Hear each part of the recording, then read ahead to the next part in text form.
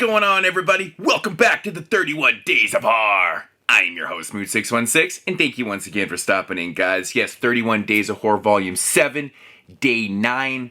Alright, let's do this. So, we're going to take it all the way back to 2019 with a film that is released by Wild Eye Releasing. And if you know anything about Wild Eye Releasing, you pretty much know what you're getting yourself into most of the time. Sometimes they have some pretty decent movies. Sometimes they have some stuff that's pretty much unwatchable. And sometimes they have some stuff that's kind of in the middle of the road. But you generally know what you're getting with it.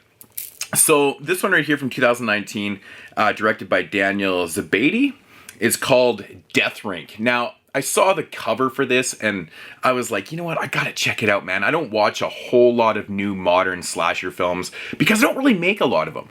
And for the most part, they can be kind of hit and miss and stuff. But I was like, you know what, I like movies that are set in roller rinks and these type of settings and stuff. I gotta check this one out. So, Death Rink.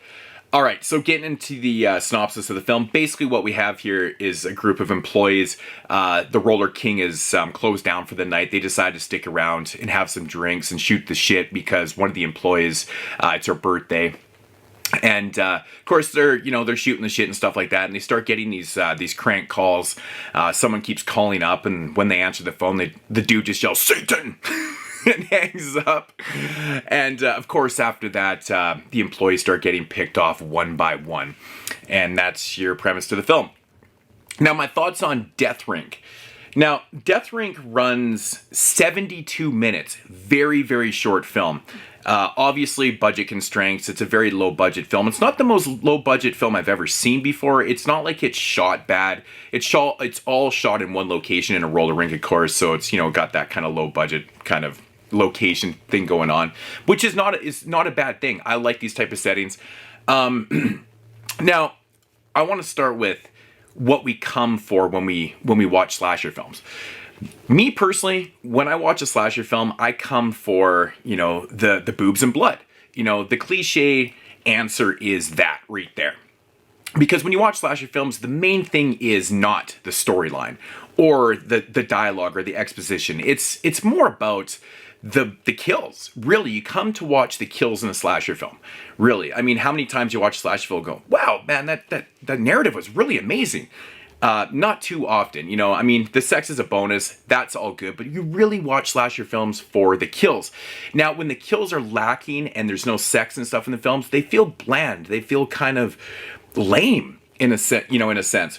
Now, the biggest problem with this movie is the fact that, and it's not its budget, it's an indie film and you can do a lot with low budgets and stuff like that. It's more that this one feels super unbalanced. Like I said, it runs 72 minutes and one of the biggest problems is the first 45 minutes of the movie is just dialogue and exposition. And the problem is with that, for myself, is that I love dialogue in film stuff as long as the characters are interesting and the dialogue is interesting.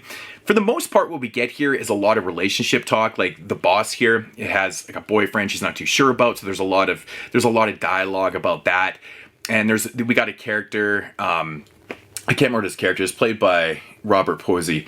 He's probably the best character in the film because he's just like this sex crazed dude. He's like talking about all his past sexcapades and how he wants to hit on his boss and things like that. So there's just a lot of this type of talk. The problem is there's absolutely no sex in the film. There's no boobs. There's nothing. So it's all this sex talk, all this relationship talk.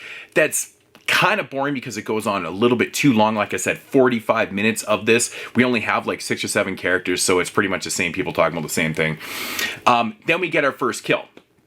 About 45 minutes of the film, it's not a great kill, and that's probably the biggest problem with the film. It's that you're waiting for the kills to happen, and when they do happen, they're not the greatest. There's probably 2 kills in the film that I thought were pretty decent.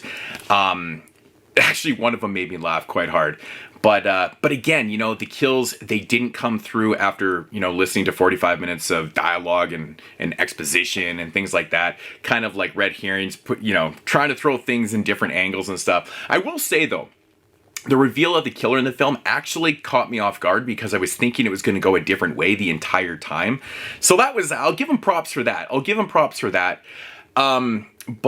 Yeah, like if you're going to watch 45 minutes of dialogue and stuff, like you need the dialogue to be interesting. It would have been cool if it wasn't just all about relationships and talking about sex without the sex. It would have been a little bit different. I I really do like the setting of the film. That's one of the coolest things about it. There is a scene where they actually do roller skate in the roller dome or in the roller rink and stuff, which is kind of cool. The soundtrack is decent for the movie, not overly the greatest. Again, you know, it's hard with these indie films sometimes to put that type of really good music in there. But again, you know, the kills are a little bit lacking. It just feels a little too unbalanced. 45 minutes of dialogue, about 15 minutes of killing. It seems to wrap itself up really, really fast. And I'm just like, oh, okay, well, that's the movie, I guess. So it kind of leaves you like, you know, on an edge at the end of the film and stuff. But at that point, you're just like, man, I just watched 70 minutes for this.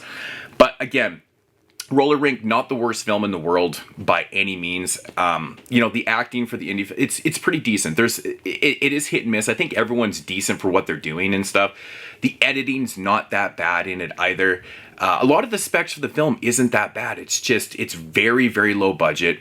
And it kind of shows at times, especially with the kills. And that's the biggest problem for myself. It's just slasher films need to have those exciting kills. Even if the dialogue and everything else sucks. Like I said, narrative, blah, blah, blah. I will give them one thing, though. They did really try. They really tried in this film a lot. You know, like I said, the acting's spot on. They're not making corny jokes. It's not... You know, it's not trying to be a throwback film, even though the setting is in a throwback location in a roller rink. I mean, roller rinks, I think, are making a comeback. I'm not 100% sure. I used to go to them all the time in the 80s and 90s, but I feel like they're not utilized as much, but it feels like they tried to use a throwback setting, you know, to do like a throwback slasher without like shoving it in your face. So I really respect that. I hate these movies that try to be retro and they keep constantly reminding you like it's 1983 and shit. And you're just like, shut the fuck up. We know it's the 80s. You're trying to do this right now. They're not trying to do this. It's set in modern times, just in a retro location, if that makes any sense. So, Death Rink, very 80s cover though. I don't know if they had anything to do with the artwork on this. Probably not. I think Wild Eye does a lot of that. This scene does not happen in the movie. This is not in the movie. This would have been awesome if this was in the movie, regardless of what happens in this scene. So, yeah, so right there it kind of makes me laugh. But, yeah, some of the quotes on the back here, Roller Boogie meets Friday the 13th. Okay, well, you can compare any slasher to Friday the 13th because it's a fucking slasher movie. Of course. Pure throwback slasher from horror. And that first quote was from Bloody Disgusting. I'm like, okay. But not the worst thing in the world. I can't really fully recommend it. I'm a huge slasher fan, and this one right here just kind of left me going, I want more. I really did want more.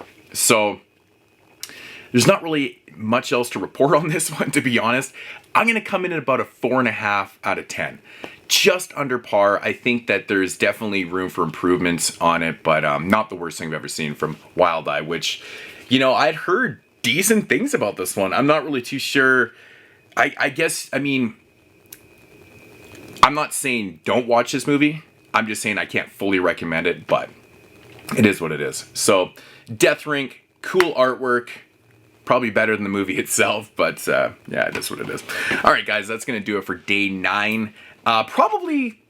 Probably the biggest disappointment so far in the first 9 days. And like I said, you know, I've been doing films that I haven't seen before, so this could be hit and miss, but it's usually a little bit more miss than hit. And this is kind of, it's not a full miss. It's not a full miss, if you get my drift. So anyways, guys, that's going to conclude day 9 here. I'll be back with tomorrow, day 10, with one I've been wanting to see for so long. I'm so happy I finally got I'm happy that this thing got a release, to be honest. A re-release on Blu-ray. It's amazing. So check out the review for tomorrow. Hopefully it's going to be awesome. And I'll check you guys then. And as usual, deuces!